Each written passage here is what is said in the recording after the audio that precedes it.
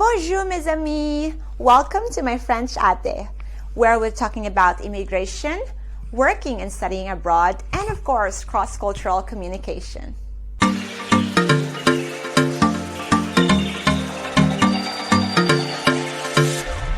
So today, we'll be talking about work relocation, and I'm going to give you 7 things to consider before you accept the offer.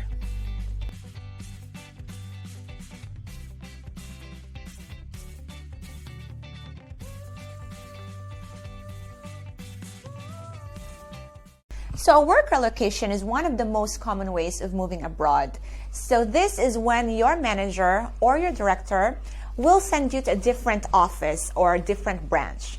That means you are still working for the same company, but it's going to be a different world, of course. It's going to be a different country and different city. So you will kind of like represent your office into this new office, or you will be helping that particular team in that new office to create or to build something. So it really depends. But the concept is same company moving from old city to the new city. So number 1 is flexibility. Flexibility is a personality trait. If you were the type of person who could cope with changes and be able to think of problems and tasks in creative ways, and definitely a work relocation is a good idea. The next one is, can you adapt to new ways of doing business? So for example, you've been working in the Sydney office for many years. Then you will be assigned to Paris office.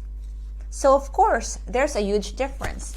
The way the people in the new office communicate with each other. So that's a different office culture. And of course, the way they handle tasks, the way they measure the efficiency. And of course, the way they also communicate with the clients would be different. Next one, what has been your experience working with people of different culture? If you haven't had any experience communicating with foreigners or people with different culture, then it's not really a problem.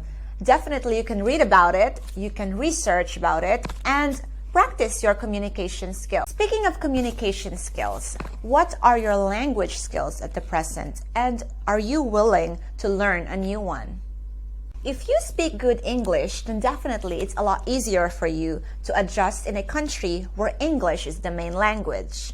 But then again, there are many types of English. For example, as Filipinos, we're used to speaking and understanding American English.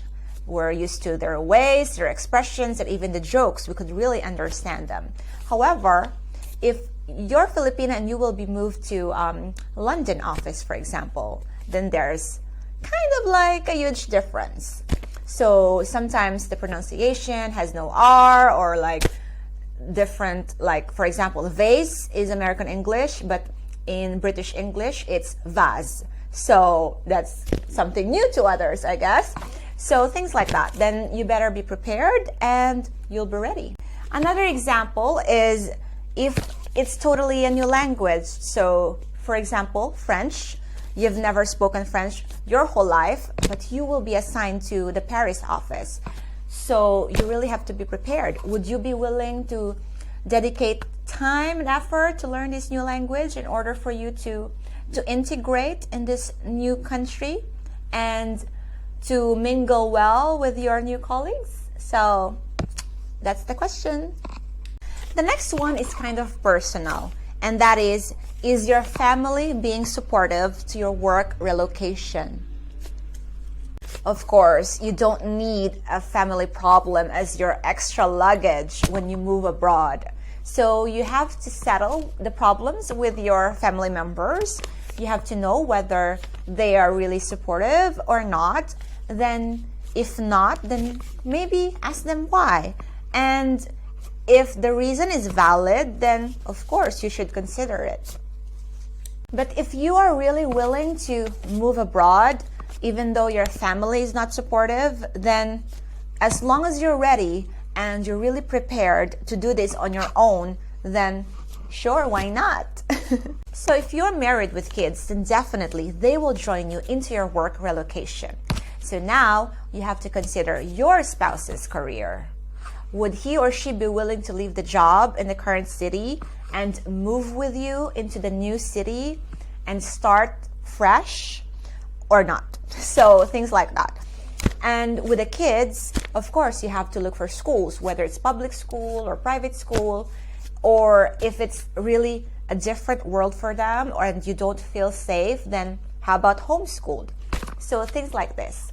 Of course, you have to consider your family as well, unless you're very selfish, aren't you?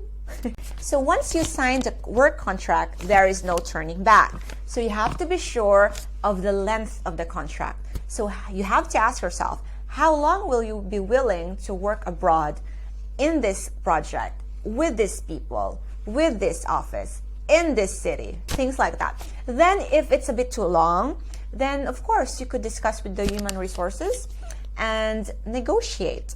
So maybe you could try for a year first, then renew later if you would love to stay, something like that. This would help you be prepared and be able to tell your family in your home country about the future plans, of course. Because a work relocation has a strong impact into your life and, of course, to your loved ones as well. So this thing should not be taken lightly and rushed. So you really have to plan, to ask advice. But of course, this is a great opportunity for you. You will be able to grow as a person and career-wise as well. It's good for your CV, definitely. Not everyone has an experience abroad.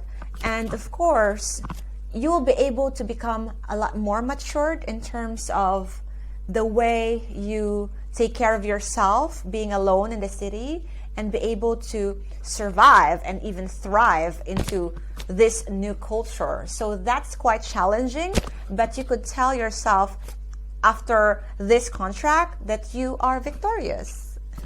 So that's it for me today. The 7 ways to consider before accepting the work relocation offer. And I hope it was useful for all of you. Thank you so much for watching. Please don't forget to hit the thumbs up if you like the video and comment down below if you have any questions or suggestions of what you want to see next. And of course, please subscribe so you wouldn't miss any upcoming videos. Merci beaucoup. Salamat. À la prochaine.